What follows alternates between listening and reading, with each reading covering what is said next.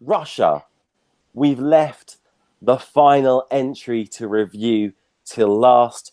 Potentially, is this the most eagerly anticipated entry? There's been some build-up. It's in the second half of semi-final 2. It was announced that Sergey was back again. We were promised a power ballad. Some people feel Sergey was hard done by in 2016 when he finished 3rd. They didn't qualify for the final for the first time ever last year. Oban, have they delivered this year? Is this the Russian comeback we've been waiting for? Tom, I don't know what to say.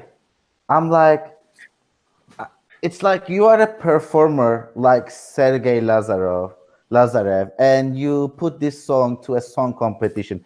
It's like having a smoking hot body and putting a black shirt before going on stage.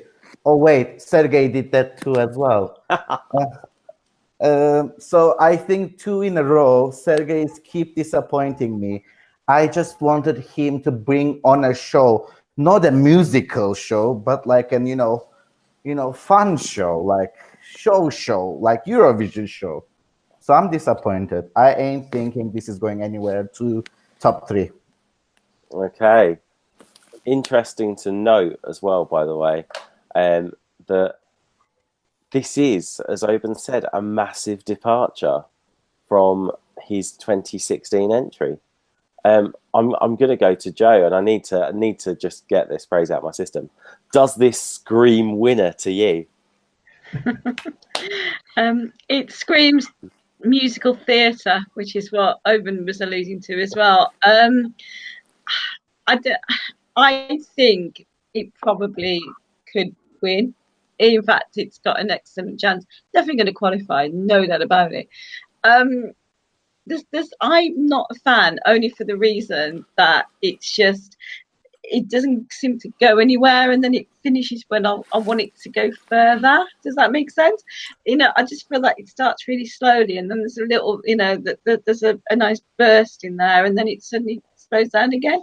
But it's telling a story, and I think if people want theatre, and if the staging's right and all the others blah blah, it's gonna probably win. Yeah, but there are so many other better songs out there and better performers, I think personally.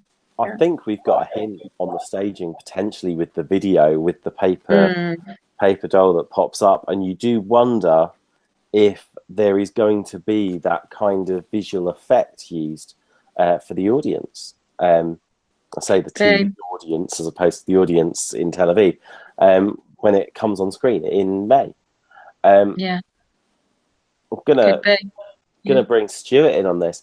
Is this a case of Russia doing what they did 11 years ago, where basically they bring back a former entrant who they think just missed out on the win, and then literally they just throw everything at it? Dima, it was an ice skater and a bloke on a violin. Okay, with this one, is it going to be they just chuck loads of money at the staging and everything and basically try and buy the contest? Yeah, don't write this one off. Do not write Russia off in 2019. I like the song, actually. That's the first point here. I think the song builds nicely. He builds with the song. We know how good he is as a performer. We know he will tell a story on stage in Tel Aviv. And the chat room are saying it would be naive to think that the performance and staging will not pull this along. I think it will. I think it's without question going to qualify. And I dare say it, I think Russia could be one of the ones to beat this year, based on what I know today about this song and the performer and what Russia are likely to do on stage in Tel Aviv. Do not write this off at your peril. This could be one to watch. Oh, and they also, again, have writers with real pedigree. Dimitris Kontopoulos, I probably mispronounced that. Apologies, Greeks out there. Wrote "Shady Lady" back in 2008, and Sharon Vaughan has written many songs, commercial songs, but most notably wrote Agnes, the Swedish artist's song "Release Me," which is a worldwide hit everywhere. And I don't need to mention Philip Kirkhoff. Everybody knows who he is. This is very true. Interesting song. I've listened to this twice already by now. I've listened to this twice today. I've listened to it twice yesterday. I'm trying to get a handle on the song as it is, and the song to me at the moment, even with the video, I just find boring. I'm sorry, I have to say it. Personally, I think if Russia do win, it's going to have to be on performance. I can't see it being anything else. But I do also think that they've got a danger here that if there is a disconnect with the TV audience and Sergey on the night, and they don't get that staging spot on, he could be in real problems. And I think it'll be interesting to see what happens. You know, Tom, just a question on the staging. I agree with you, actually. But go back to 2016, when we're all in Stockholm. Did anyone actually think Sergei's song was the best song? Or did we think it was the staging that took him to where he ended up? Because I think I look back and I don't think the song was the best song of the contest. The staging was, but the song wasn't. Just interested in your view, really. What do you think? Personally, for me, I was team Dammy Im all the way in terms of the song and everything. I was quite an anti-Sergey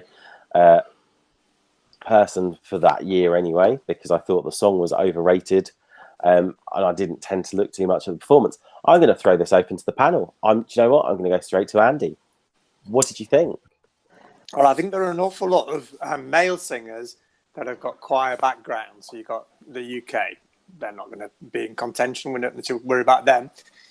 But you've got Sweden.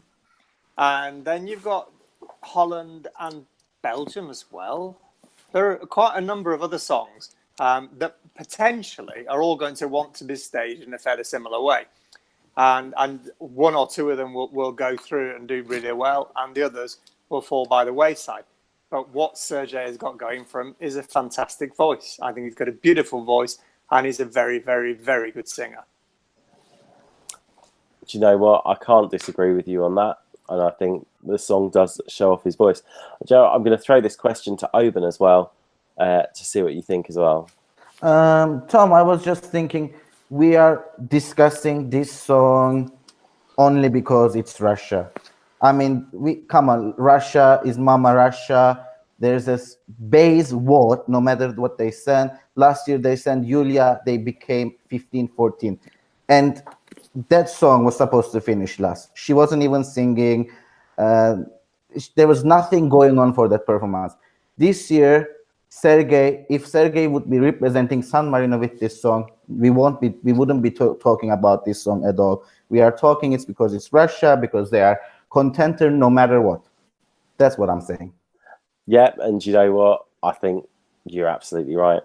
You are right. It's the base vote they have that makes them such a force to be reckoned with songs that wouldn't necessarily get as much attention if they were from other countries, I think. No, but sorry, but this is only like the UK back in the 1970s, where the UK, obviously not Julia last year, but normally Russia sends their very, very top singers, top-class international singers with okay songs.